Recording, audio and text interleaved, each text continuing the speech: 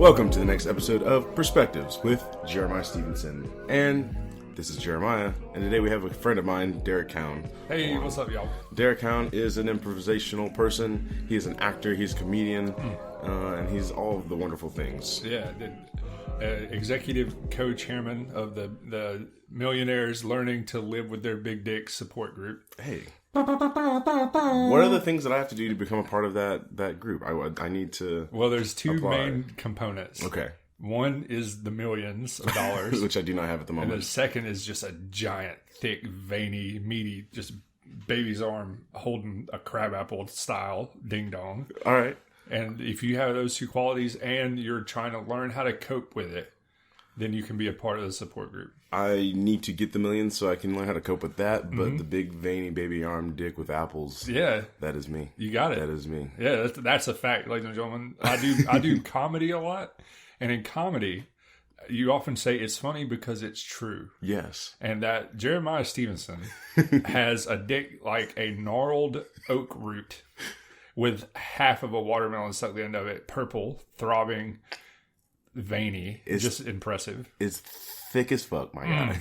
Thick with two C's. Thick as like fuck. Like those internet girls. Yeah, you gotta put those extra H's there, too. It's that T-H-H-H-H-I-C-C-C-C. Yeah. You have a Cockdashian. Cockdashian. I've never heard it's that. just thick. I love that. That's thick great. And vapid. Thick and vapid. Yeah. And that's posting pictures of itself on Instagram all day. I mean, it has 3 of its own Instagram pages. Yeah. It has 2 YouTube pages. And I think it's actually in the process of submitting a subpoena to be acknowledged as its own human being. Yowza. So having to deal with that right. Being attached to you and it's having its own entity, and it's like, hey, I am my own dick. Like, I am my own fucking thick, really fucking strong ass thing. It's just like, you wake up one day and it's just got a hat and a little suitcase. And I'm like, where you going? Yeah. Where you going, dude? I'm out of here. He's like, no, dude, I gotta go meet my dicks, dude. I gotta life. meet my dicks and have my friends and like, because you ain't doing shit. Right. You're not looking for the pussy. Like, yeah. You're always just not using me right. So I gotta get out of here. Yeah. I understand that. So today on this episode, Derrick and I are just gonna like shoot the shit. I might ask a few questions, but we're really just gonna have like a chill layback. With a lot of these episodes, what I want to do is, like, depending on who I'm having on the show, you'll just get to see different sides of me, your host, and the different conversations I have with different people. Sure. One of the things I want to start out with you, Derrick, is like, you're one of the funniest motherfuckers that I know. Oh, God. And I need to meet some more people. That is not true, because I meet way too many people. I just choose to not connect with all of them because they're a lot of things. Yeah, man. But you're super awesome. I love your humor. It's very all over the place, as you all just heard. And it's kind of a lot of my humor. It reminds me, especially like when I was in high school and like growing up, everyone like in high school, everyone's just like, we're gonna say like whatever the most funniest, randomest, stupidest fucking thing is. Yeah. And then you grow up and then everyone's like, that's not funny. And you're like, but I'm still gonna laugh at it. Yeah. And so to meet someone else that's like, no, that shit's fucking funny as shit. You're just like, yes, thank you. Someone that appreciates absolute absurdity and humor is really great. Man. It's really great. And the best laughs are always those ones where it's like you and the people who you click with die laughing, and everybody else is like, what? Yeah. I found more recently at work, I'll literally say something and I will laugh at it myself, like out loud. Yeah. And my coworker, she's like, that's not funny. You're not that funny. And then every once in a while I can get her to laugh at it too. Yeah, that's like, always good. It's too. great. When you get them when they don't want to, then you hit that nab.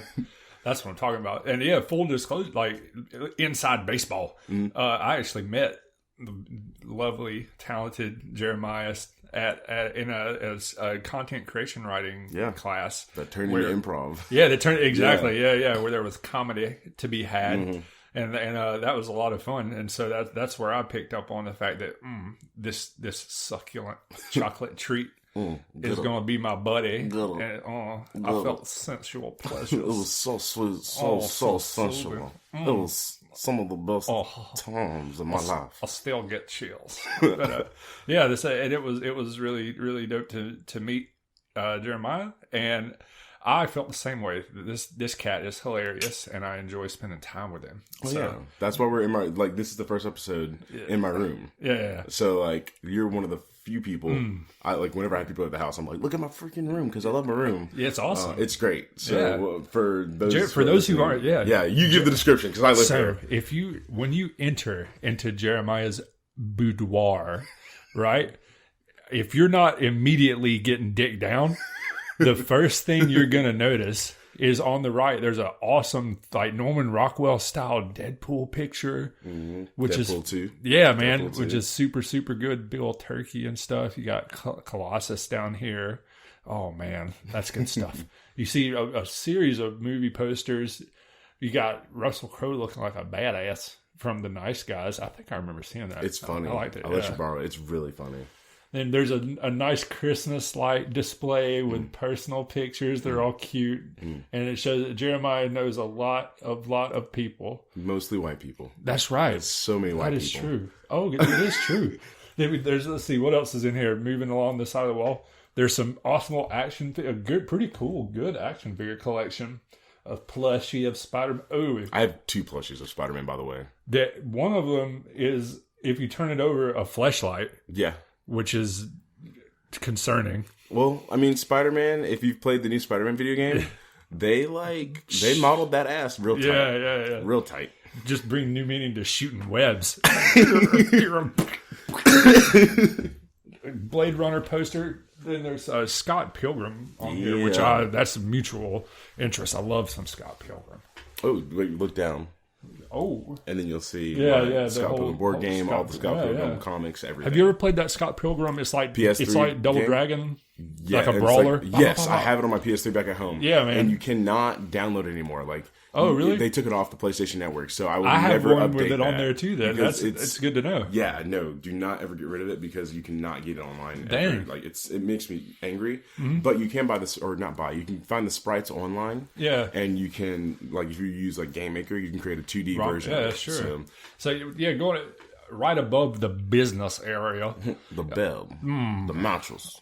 There's 2 mattresses, by the way. There is 2 mattresses. 2 mattresses for your. One of them is strategically placed up against the wall facing up so that Jeremiah doesn't knock your head through the damn wall. I'm respectful. That's really thoughtful of you. I'm so respectful. I'm a gentleman. When it comes down to getting it and digging it down, right. You got to make sure that your head's not free pelvic adjustment with the first visit, and you get a little punch card. You're good grief. Pop, pop. That's romantic, thoughtful, and practical. Absolutely. It is. And then when my dudes are over, I can just pull that bed out and just be go sleep downstairs. Yeah. But I'm a gentleman there too, so here's a mattress. You got a whole mattress. fucking mattress. Yeah. That's so good. That's such a good setup. And it's a nice reclining area. Yes. If you want to chill out and watch TV and stuff. Well, so I have a computer in here now. Yeah. I have 2 computers. So I have 2 screens in my room. I have a computer connected to a 32-inch. Yeah. And I have another monitor that I have my laptop connected to. Right. So if one day I'm I don't have enough to do in my room because if you look at it, it's a bunch of crazy shit. But I can have something on one computer and I can have something on another computer. I'm just oh my God, this is my life now. Yeah. That's great. You are the young generation, and I like it. You're the Pepsi generation. Why is it Pepsi? That's the younger people. Why Pepsi? Coke is older people? I think so. I don't get that. Well, I did a lot of Coke. And it gave me all kinds of ideas about who is what in what generation. But the Pepsi, I don't get that. So what we need to do is go snort Pepsi. We need to pour you Pepsi, kids with your memes, pour Pepsi down a table and your just snort memes it. and your fucking Sonic vor art. Oh, okay. You guys are on the cutting edge of all that shit. And it's the Pepsi chemicals, I think, that do it to you. I will agree with that. It's the blue in Pepsi and Sonic the Hedgehog and the testosterone and the hormones and young teenage children that were we want to watch Sonic the Hedgehog. You guys all weird. All of you have to go fast. You gotta go fast. Gotta go fast. That's right. Because I'm Sonic the Hedgehog. Oh, Jesus.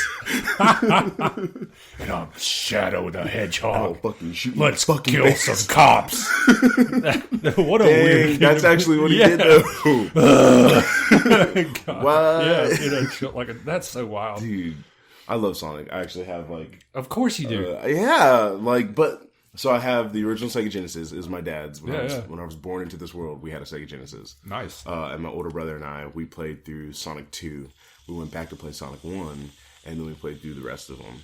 And like every single Sonic video game, except like the last 2 or 3 I haven't really played. But my older brother, my younger brother, that's kind of how they like connect and spend time together now. Do you remember the Sonic where it was like, I remember this blowing my flipping mind, where there was a game that you could stick another game. That's Sonic 3. And get Knuckles in there? So Is it's that right? Sonic 3, and then Sonic and Knuckles was the game that came out right after that. But Sonic 3, you flip the thing up, and then you put Sonic and Knuckles on top of it. That's what I'm talking about. Yes. And then you can put Sonic 2 on top of Sonic 3, and you can play as Knuckles in Sonic 3. That's mind-blowing. Dude, it was so cool. Yeah, that's wild. It was so cool. Me and my brother often talk about who gets the Sega Genesis when our dad goes. Yeah. Because we're like, that was like our shit. So we're either going to fight about it or he's going to have to buy himself one. That's dope. But the human gamepede just plop, plop, plop. It's just, it's front dope. to back. The Sega Genesis and Sega in general as a company is just really interesting. Dude, we're only 15 minutes in. We're just like, this is just a like chilling episode. I love it. Let it flow, man. We always got plenty to talk about. I was gonna say, like I'm gonna have you on a few times. We're not at no. And it's also Saturday. Yeah, it's a Saturday morning at like 12:32. And I went out last night to MJQ. Hopefully, I'm gonna have one of the DJs that frequents MJQ up here at some point. Nice. Yeah. Is that one of your furry clubs? It is not one of my furry clubs.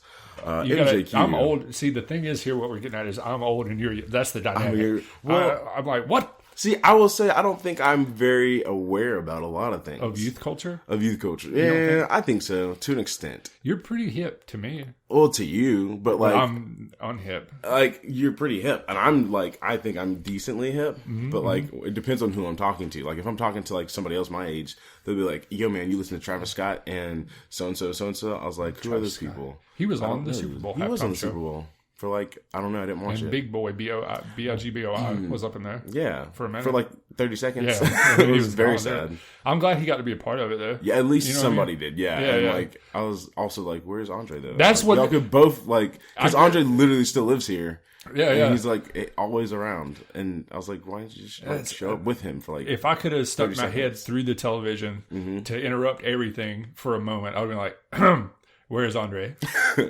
Mr. 3000. Yeah. Have you heard his nickname 3 Stacks? Ooh. I didn't know that was a thing. I was at the Kanye West concert for The Life of Pablo. Yeah. And I was standing about, so where I'm sitting to the wall. Yeah. I stood about that far from him. Yeah. No, we got closer because I was like, hey man, thank you for your contribution to music. You're super cool. Yeah. And this big girl was trying to like jump onto him as he was trying to get out because it's like super crowded. Yeah. And she just tries to like get on him. And he's a skinny motherfucker. Yeah. I think he's with his wife or his girlfriend. I don't know what his relationship status is. And he like just like ducks. He gets out of her like hug, ducks under me, like, and he literally just goes, "Bitch, what you doing?" But not in a very aggressive way. It was just it was so chill. It was stop and think about what you're doing. Like, calm down. Even snaking and calling this chick out, he was still smooth. He was so smooth about it. That's awesome. He was so chill. Yeah, man. But yeah, everyone was like 3 Stacks, 3 Stacks, 3 Stacks. I was like, who is 3 Stacks? Like what? And then it clicked, and I was like, oh, it's Andre 3000. That makes sense. But also, when did that become a thing? Right. Like, I don't know. I don't know, man. But it's interesting. Yeah, dude, I miss me some Outkast. Yeah. No, so whenever I was growing up, I went through a lot of music. And through a lot of music phases and genres. Sure. And whenever I found like rap and hip hop, it was like my later teen years. I ended up finding, I think I will go so far as to say that Andre 3000 has some of the best like lyricism, and his flows are so amazing. And I wish you could find, and they have it on YouTube, but a cleaner cut of like all of his lines in every like featured song. Because I found with some artists, a lot of their great stuff is in featured like songs where they're featured on other people's music. Yeah, absolutely. And it's so dope. Yeah, man. It's so dope. And like he has a lot of cool stuff. So good shit, man. Yeah. So you were clubbing. That's what the kids call it. So last night I was at MJQ. Yeah. MJQ Concourse. What does that stand for? I don't know. Are you fucking kidding me? You're just going to go up in somewhere? I'm just going to go up in somewhere. So, okay, 20 seconds on. Hold on. I'm going to adjust the clock. All right. There's 25 seconds on the clock. Yes. MJQ stands for go. Music, jiving. Magical jiving. Magical jiving. Ooh. We got to make something up now. Yeah, quartet. Mr. No, because it's not EDM, but it's just good DJs. They have a very wide range of music, and then everyone's just dancing. I feel like a lot of people down there are like on something. Mystical Javelin Quarter. And so, like, okay, here, I'll give you some more descriptors.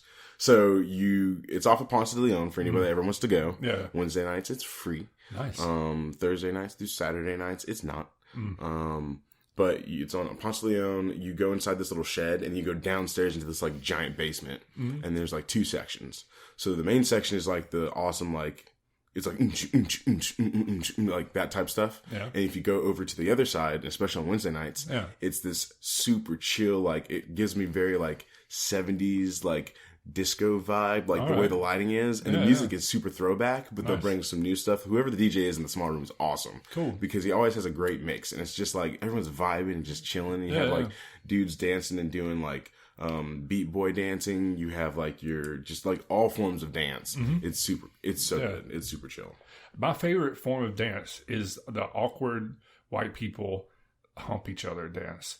Where y'all are on maybe like your 3rd date and you just have decided it's gonna happen, right? You're just like, but y'all are both just fucking milk dipped in bread white, and trying to move your hips is just an existential terror. It's like a 5-year-old just like, but there's friction, like there's intensity there. There's intensity because y'all are touching things in your pants, though. Yeah, and it's just like, it's like, like we're gonna get there. Just so awkward. I like that. That's probably my favorite. That dance and the first time in like 8th or 7th grade or something when you went to a dance and some chick put her butt on you. Ooh. And you're like, what? So I never had that. Because I was homeschooled. Oh. The first time. That would have been a problem if you were at a school dance and some chick put her in your homeschool. So we did go to, I know you're getting that, but we did have a homeschool thing. We did have a homeschool co-op. Yeah. And we did have proms. So we had proms and stuff. And like I was the only black kid there. So literally all of the white moms would be like, Jeremiah, go dance first. Go dance. I'm like, I'm not your fucking monkey. But I also will dance because I love dancing. Oh my God. They knew a kid Bojangles and he danced for you. Yeah. The old soft shoe. Like they were trying to make, that's rough. Oh my gosh. And so that was like the first 2. There's like a little formal and then there was prom. And then me and my friend, because we loved like K-pop or J-pop at the time. Yeah. There was Shinhwa. Have you heard of Shinhwa? Please tell me about it now. So there's this song called This Love. And it's like da da da da da da da da da da da this love. And there's a whole choreographed dance for it. Yeah. So for prom, is prom or winter formal? I'm pretty sure it's prom. We learned the entire dance. And we had them play we did have them play J-pop at this freaking prom. Yeah. And it's actually the prom that I won Prom King. Awesome. They were recognized. You were the prom king? I was. That's amazing. Yeah. And like literally it was me against 2 other guys. Yeah. And I was like, I don't really care, but it'll be fun. And literally I think I was the only one everyone voted for. I got caught trying to get a handy in the elevator at our prom. For real? Trying to. Jesus. Okay. It wasn't with my date. Oh, damn. It was why are you such a sly boy? I was back in the day, I was just I was a hormone with a small guy attached. You know what I mean? Yeah, that's why you're part of the big dick club. I couldn't even fucking think rationally. Yeah. Like I was just in rut. Yeah. Like a deer or something. You know what I mean? Like just no rational thought. Yeah, exactly. I need to go. I need to act on it. Sure. Like I had no fucking conception of like anything other than the pursuit. Yeah. You know? Just like and just rabid pursuit. It was crazy. It's so weird to think of try to think about the mindset from back then because I'm still like I'm a single guy now and I'm still interested in the ladies. Yeah, we were both talking about this. Yeah. Podcast. But the fevered intensity of youth when it comes to trying to just get laid or you know what I mean? Yeah, I don't have that anymore. And I feel like it helps me to be a better person. No, it does. I will say I don't feel like I've had that. Yeah. Because I've always been very mindful of I'm not gonna go sleep around with a bunch of people and stuff like that. So I don't feel like I've had that I know it's within me. Yeah. But I've been very conscious, or I try to be. Yeah. Not recently. But I am very conscious of this is how you're feeling. You need to chill the fuck out. Calm the fuck down. And it's not to bash other people, but it's for me and myself, I feel like once I start, or if I ever become like that guy, I will literally just run over the entire world. Absolutely. And like, I will literally just like, I'll end up with like 5 kids. Yeah, well, I'm in a weird spot as far as it right now. Like the last relationship I was in was long, and we were engaged, and it was with this girl who was the prettiest person, like the prettiest girl I've ever seen in person. Yeah, like a girl that was like, oh, if you're this kind of guy, like the kind of girl who you think, oh snap, if I was with her, it would like my life would be perfect. Yeah, you know what I mean? Mm-hmm. And it didn't work out after like 7 years. Like we were together a long time, and it was it was what it was. But and right. So now I'm in a spot where like I'm like lonely, and like I want companionship, and like I run into girls I'm attracted to and stuff. Yeah. But it's like the veil a second, just like the difference between when I was a lot younger and I thought that if I just got laid, I'd be happy. You'd be happy, yeah. You know what I mean? Yeah. And then I learned that's not true.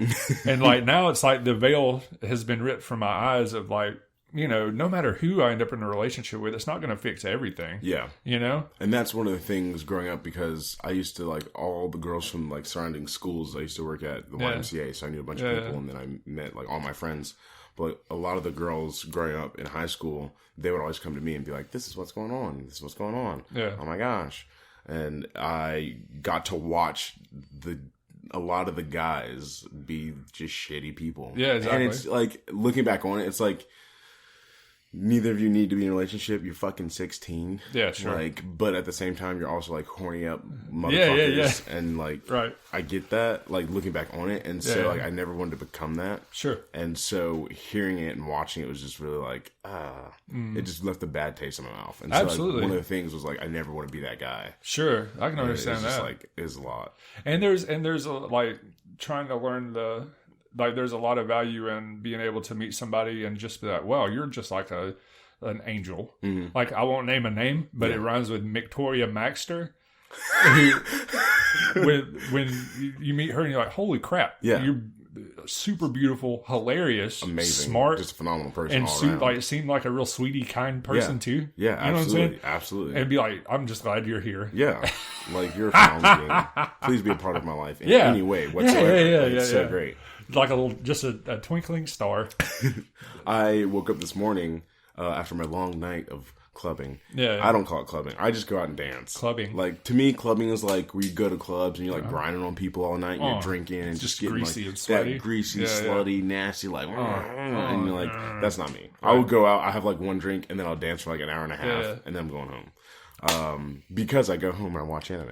Yeah. That's where I'm at. This is what Jeremiah does in his 23-year-old life. I want to know, yeah. I will go out and party slightly, and then come home and watch anime, because that's what makes me happy. It makes me a very happy person. But I woke up this morning, and it's that thing where it's like you wake up and you're like, I have, as you can see, I have 2 giant like body pillows, and then I have like I'm sorry, not body pillows. Oh, don't let him backtrack. They're king size. One of them pillows. has Naruto on it, and the other one has Rainbow Dash, and they are full. I can see from here that they are sticky and loved. We'll say they are well cared for in a physical sense. Now I feel like I can't even like finish what I was going to say because they might think that. Because it's true. It's not. So I have 2 twin pillows. Waifu 1 and waifu 2. I do not have any waifus. Husbando? None at all. I know what a waifu is. I don't know what a husbando is. It's just I've been out of the man it's version. The male version of it. Okay. Yeah. So I have trying to play it off like you don't know. I know what a waifu is. Like, it's stitched above Naruto's head. It says husbando on there. I know you stitched it yourself with love and care. So quit trying to pretend. So, anyways, there's 2 king size pillows. And I legit like Magnum size. You know, like the king size pillows that you have in your bed? Anaconda. Well, I woke up this morning and I generally like cuddle them when I wake up or when I sleep. Oh, I couldn't tell by all the jism. Yeah, you're right. And so I was like, fuck, man, I just want a cuddle buddy. And I've said that for a while, but like, I don't know. I need to like get out of that mindset, I feel like, because I'm like, no, like I know I absolutely want a relationship. Sure. And let's talk about that. Like, finding a relationship right now for me is really hard because I'm very much like, you're a busy motherfucker. That's one. Yeah. That's one. Like, I'm a busy motherfucker. But also, I feel like I've not met women that are able to withstand No. your Magnum dong as well as your pillows can. I'm trying to finish your thought for you. You are, and I'm less likely to get pregnant No. than your body pillows. no. What is the More fucking pliable lovers than Naruto and Sasuke and Rainbow Dash. I'm actually supposed to start watching Naruto. Yeah? Yeah. Fuck, now you got me off topic. No. You're all up in the topic. What was I going to say? Hot topic. Fucking... You're talking about how you like to fuck your body pillows. No, I was not. Yeah, that's where you were going with this. I'm pretty sure. See, this is what happens. So this is the second time we've recorded this fucking podcast, because the last time we talked for so long, it was good. It was so great. We went all over the fucking place. And at the end of it, I'm closing it out, and I'm like, thanks, Derek, for having me on your podcast, because this motherfucker just takes over the conversation. And it's like, fuck. And I love it. I'm like leaving this all in here because it's great. And it makes me genuinely happy. And I feel like it helps me become a better, like, interviewer and, like, conversational person. Sure. But, like, I know when it's happened. And it just, like, it's like, oh, you're not running this podcast anymore. I'm a notorious podcast pirate. Okay. In that, the topic for the podcast is literature. Mm-hmm. Guess what? You got me on?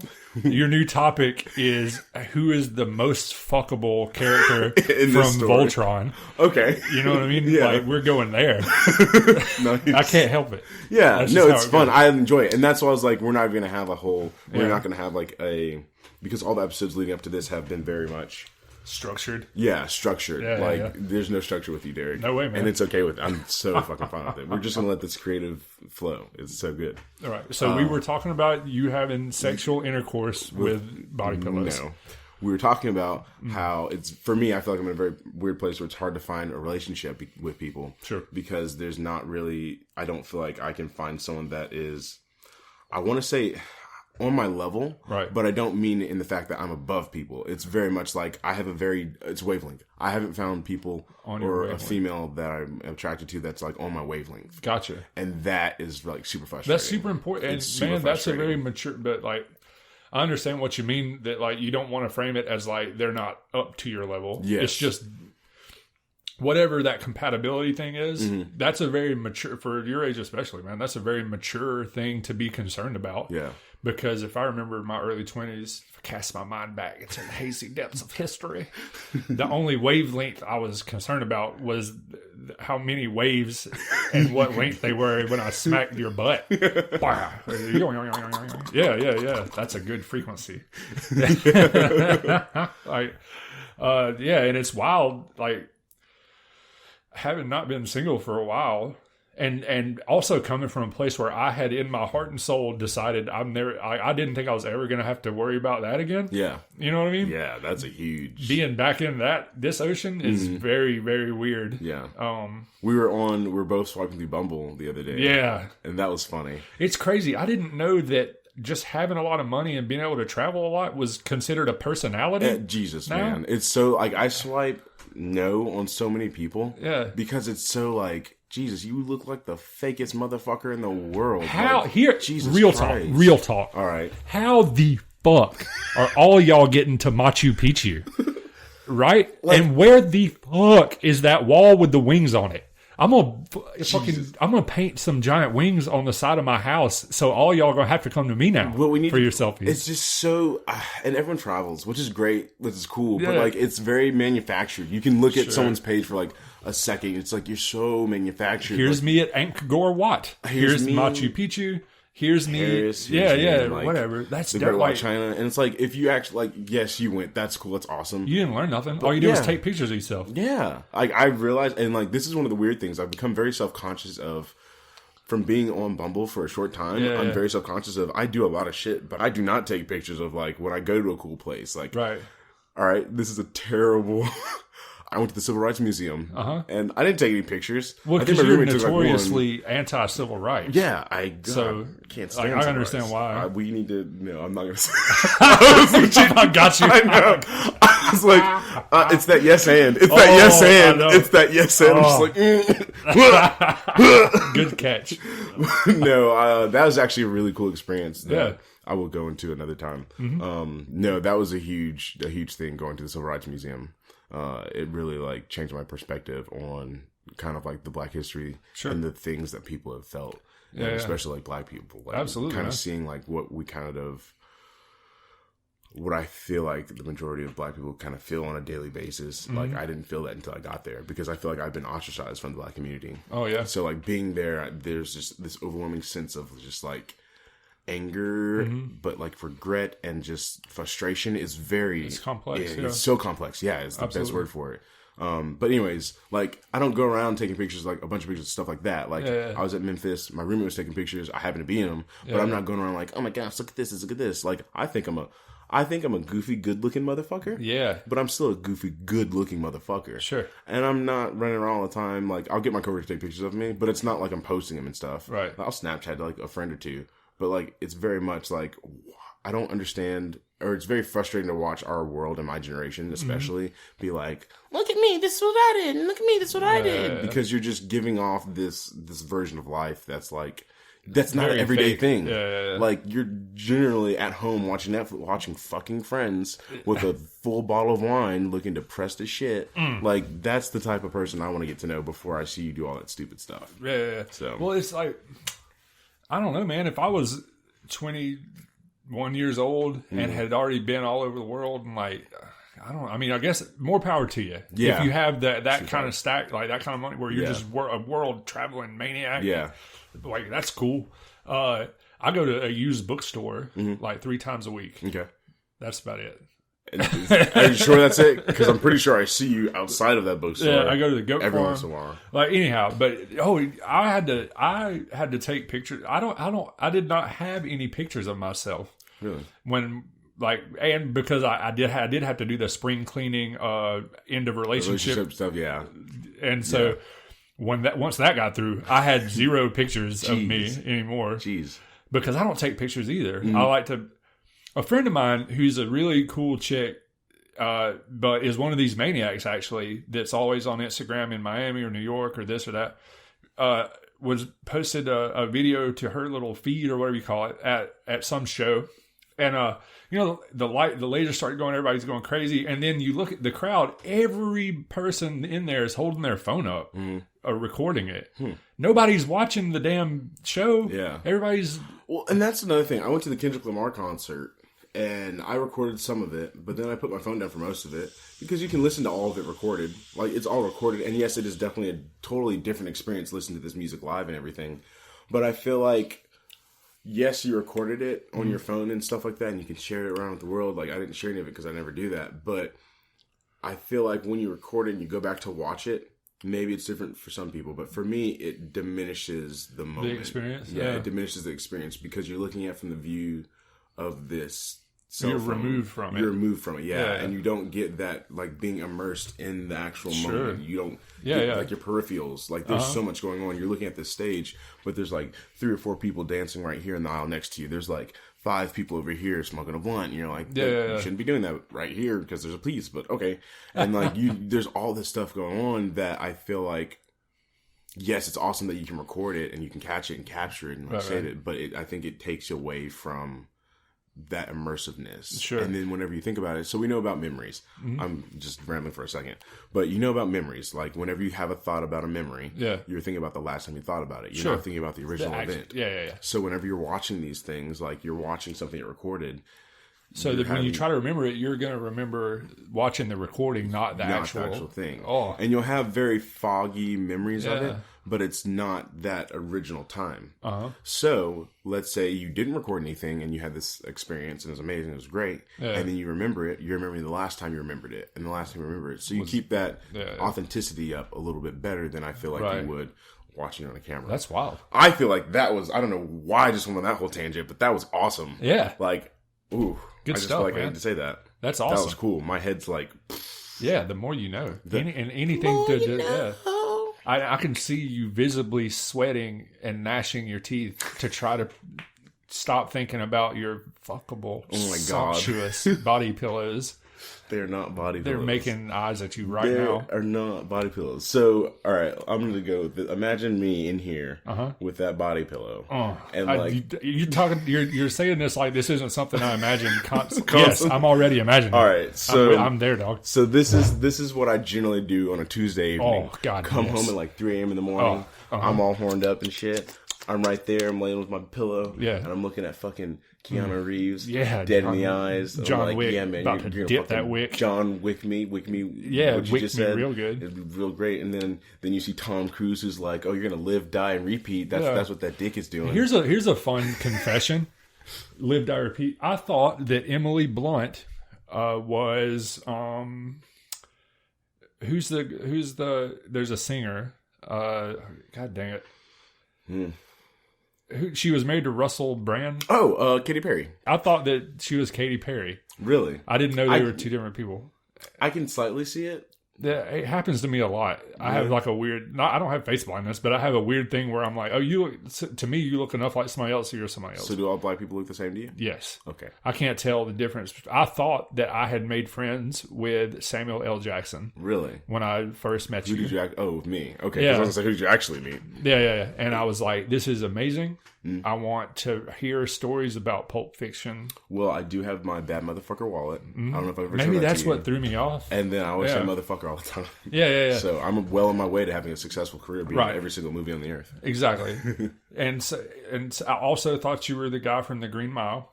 The big guy. Michael something, I think. But yeah, and Rosa Parks. Okay. Have you ever, you know how everyone plays like shotgun? We're gonna play shotgun. Yeah. I play Rosa Parks. So do you have to sit in the back? No. The last one to do it has to sit in the back? No, you call Rosa Parks because she sat in the front. Okay, so you're doing it in the protest way. In the protest way, yeah. Gotcha. So like everyone will say, shotgun. And then like we're all running to the car and I'll just be like, Rosa Parks, bitch. You got it. And then they're just I'm an icon fuck. now. And generally because I'm only with white people, they're like, they're like, oh, that's fuck. what I'm talking about. Like, and then just say reparations. Reparations, motherfucker. This is February. Give me my reparations. Yeah. That's what I'm talking about. Yeah. Like I thought that you were every black person I'd ever met. Yeah. In one. And I was right. I think we all are a collective. It's like the hive mind thing where we all are a collective. We have no opinions that differ each other. We have nothing that separates us from one another. We are. It's a monolith. We are a monolith. That's a funny thing that people tend to do about any group. Yeah. Like the blank community. Yeah. Like that concept to me is super funny. Like I'm a fucking hill person by birth. Yeah. Like, you know what I mean? I come from a trailer park in White, Georgia. White. Right? Now, white or white? White. WHITE, white. Oh, like legit white. It's a description and a name. And both are accurate. That's and funny. So, but like the white community, I would technically be a part of it if you're going by who from there. Yeah. Right? Yeah. But I don't think I would represent the viewpoints of that community very well. You're one of the most intelligent people that I know. You read like a crazy fucking person, which is great. Like, I love to read. Yeah. Talk about that for a second. Because I love to read because my actual reality fills me with sadness and dread constantly. And the realm of ideas that I can escape into gives me relief temporarily from that. And dealing with concepts and struggling with like difficult to understand concepts and stuff and trying to make connections to things feels worthwhile to me. It feels like I'm doing something that is, I might actually come to an understanding of something that is meaningful. Whereas my actual life feels just like chaos and there's nothing to learn and everything's just crazy. And like, no, I love to, that's partially true actually. I was gonna say, I was like, there's humor and truth. Yeah, there's humor and truth. But that's actually pretty partially, especially right now. That's partially true. It's like an escape. Yeah. But I have found that one of my favorite things in life is to read something and think, "Holy crap! I have felt that deep in my soul for my entire life, and I've never been able to express it." And I just read it. Yeah. And it makes me feel like a kinship and a connection to humanity that's really poignant, like really touching, and really brings me a sense of belonging and stuff like that I feel like I lack a lot of the time. Yeah. And it inspires me, like to be able to put down an abstract concept or just illustrate a story point or something so well that it's reached you, like some author somewhere has written something at some indeterminate point of time, whatever. Yeah. And it reached all the way through from the moment of conception in this person's mind to my heart right here and now in the present moment, and has affected my life. You know what I'm saying? Yeah.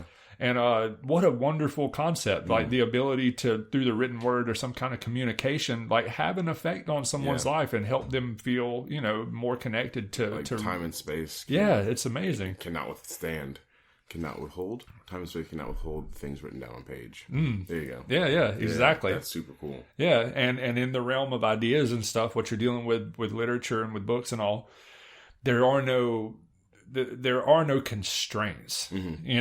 Literally anything that you can imagine and try to communicate, you can write it down and try to communicate it. You know what I mean? What are you reading at the moment?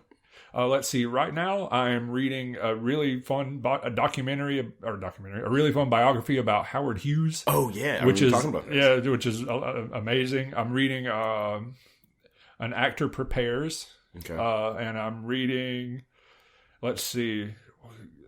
Oh, I can't remember the third one. An Intent to Live, and I can't remember the name of that one. Or I can't remember the name of the author, something Moss, Larry Moss, maybe. But those two are acting related books. Okay. And then the Hughes one is just for fun. And I also am always reading fucking Conan or like some dumb comics. Fantasy for like brain relaxation. Did you ever read Y the Last Man? Those comics? comics? Yeah, the Valiant comics. Yeah, the Valiant comics. They just greenlit that for a TV show. It's been Nice. in production hell for years. That's awesome. But yeah, and so I remember reading the entire series, and towards the end, how are you with like the ending of it?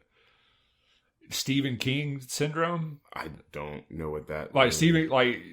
I will say before you continue, the only thing Stephen King in its entirety that I've watched or read or has only watched is that freaking show Under the Dome. Sure. How like it was terrible. Like the ending, like the way it ended was terrible. Well, Stephen King, when I think about it, I think the best example, which I actually didn't. The ending of this series, The Dark Tower, very long book series, took a lot of years and investment of time and stuff to read, and a lot of people I knew were extremely pissed, really, about the ending.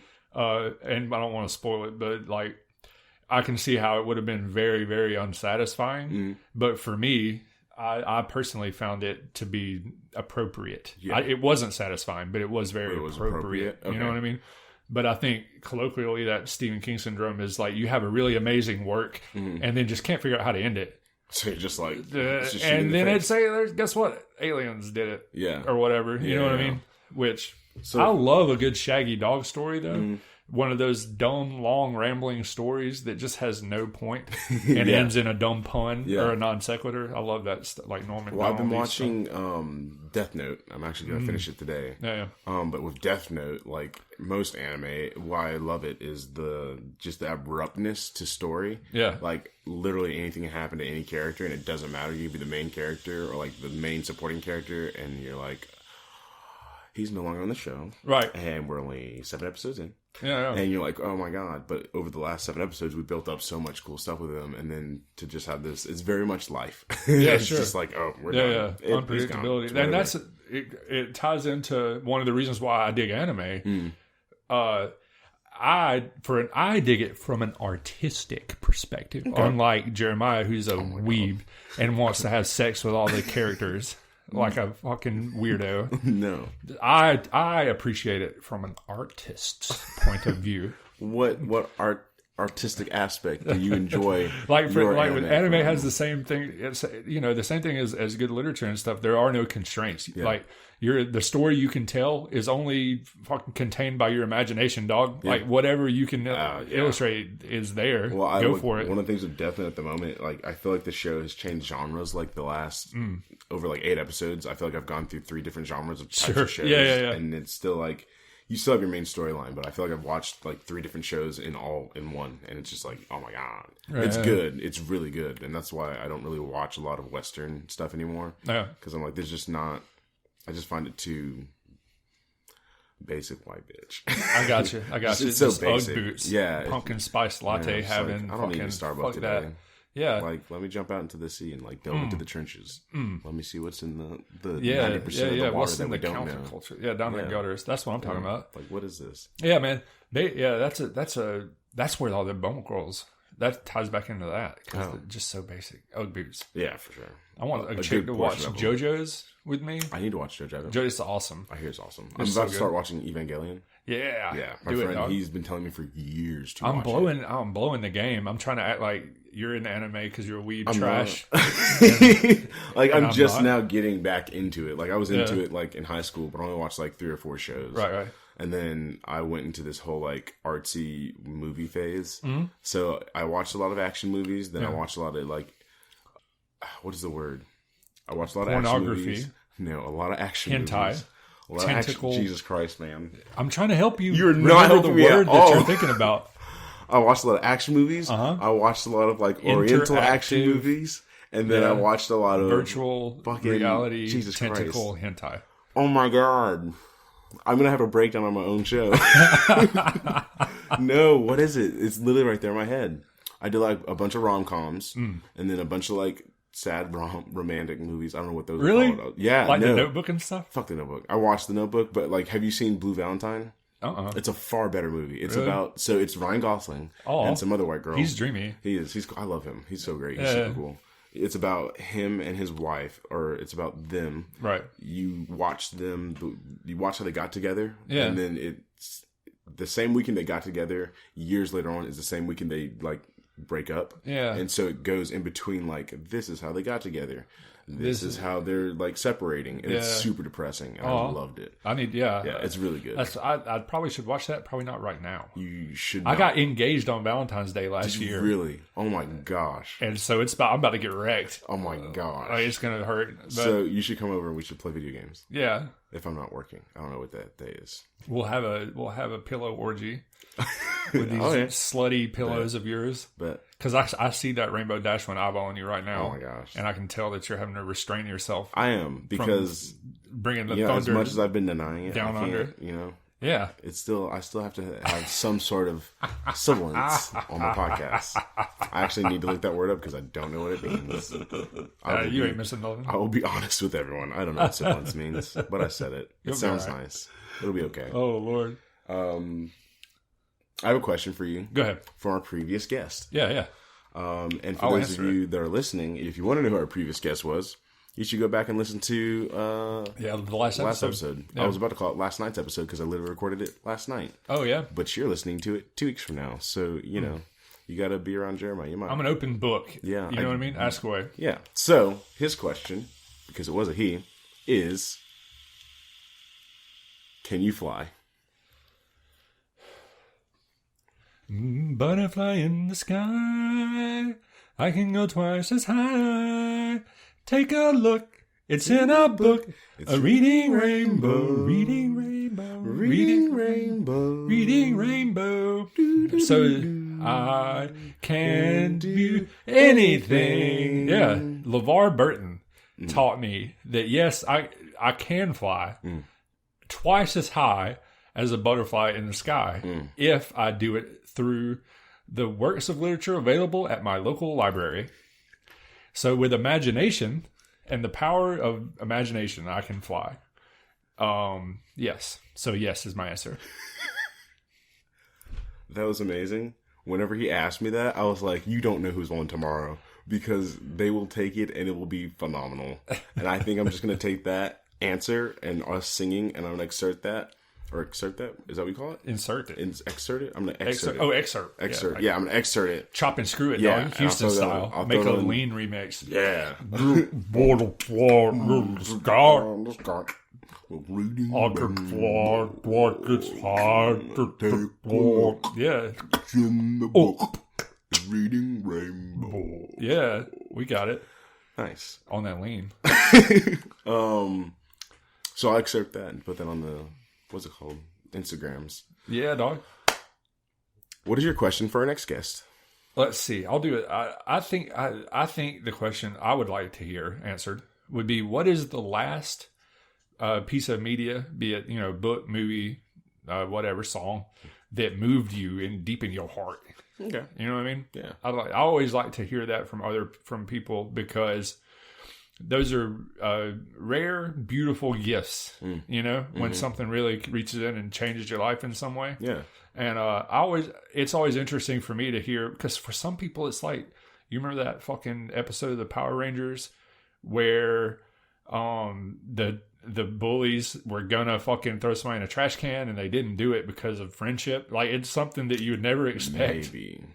I'm just trying to make up a generic. I was gonna say, like, my older brother and all of his friends fucking love Power Rangers. Yeah, I've seen a good portion of it, so I definitely see that being a thing though. Sure. Well, like, you never can tell. Like, and that's always interesting for me to hear, like, what had some weird, crazy effect on somebody. Yeah. You know? Yeah. For me, here's an embarrassing tale from my youth. This fucking stupid novelization of Robotech, this stupid old anime.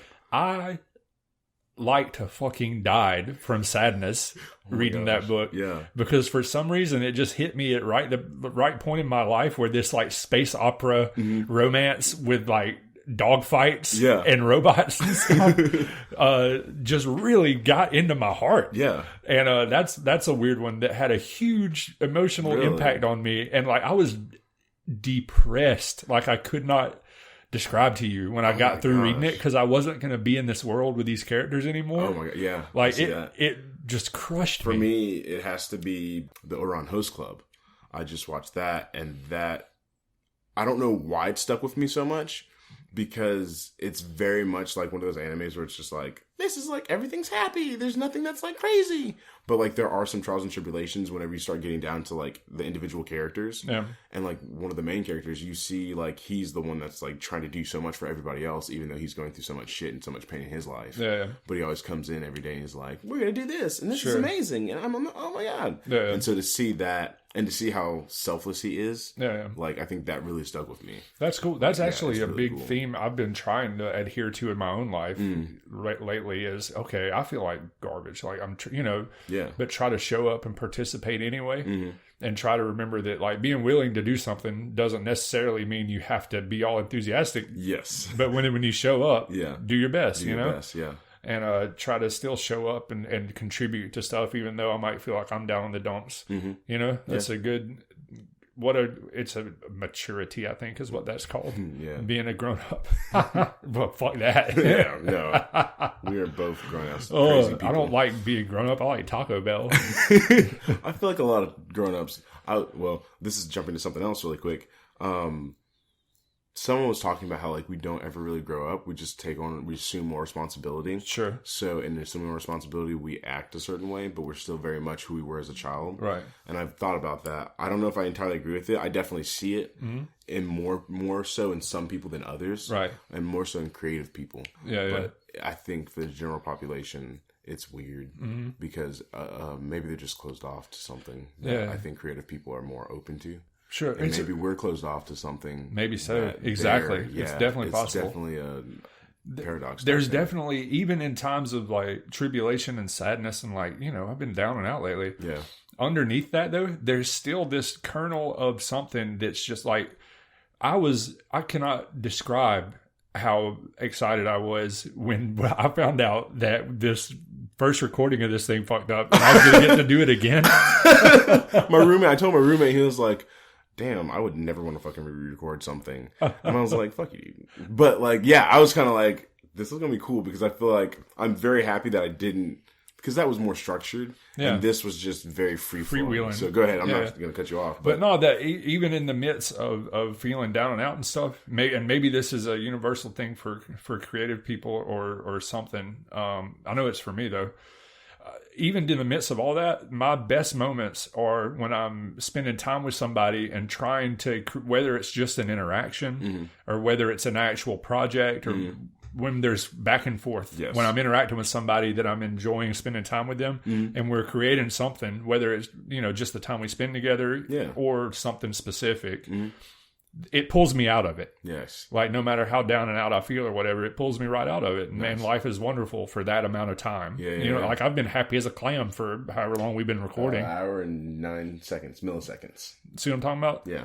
Time flies when you're with a sexually predacious man eyeballing his pillows. I'm waiting for you to leave. I'm waiting for you to leave and get to my pillows. Yeah.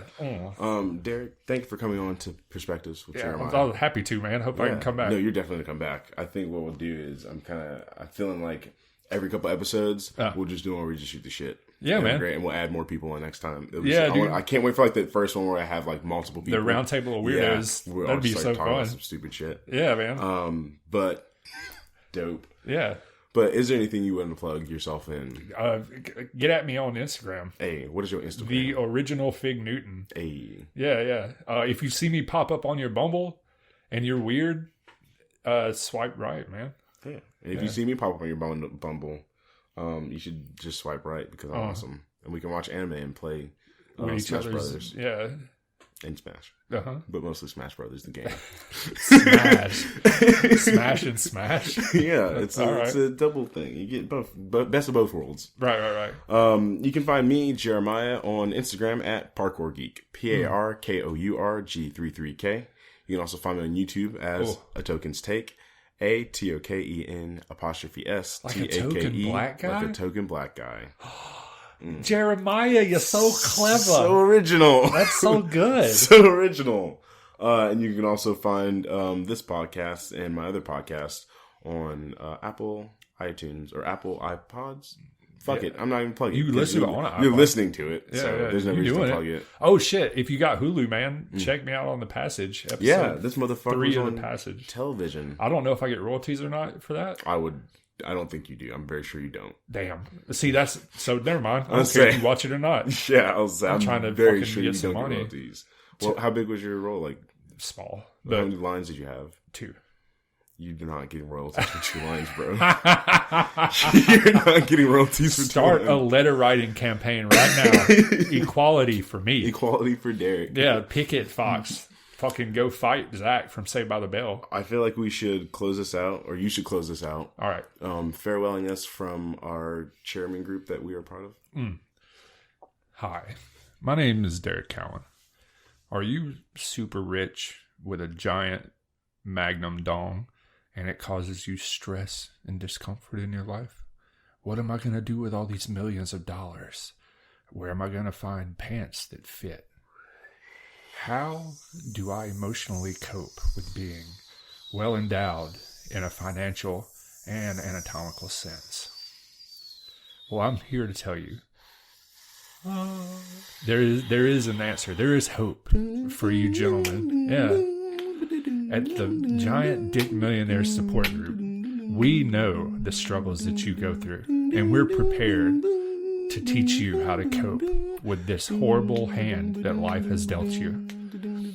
Write your local congressman for Big Dick Millionaires Awareness and come see me, Derick Kown, and I'll get you a membership card for the low price of 2 of your millions, paid in advance. 100% guaranteed satisfaction, or I will feel bad. Thank you. This commercial is brought to you by all the women that want real good dick.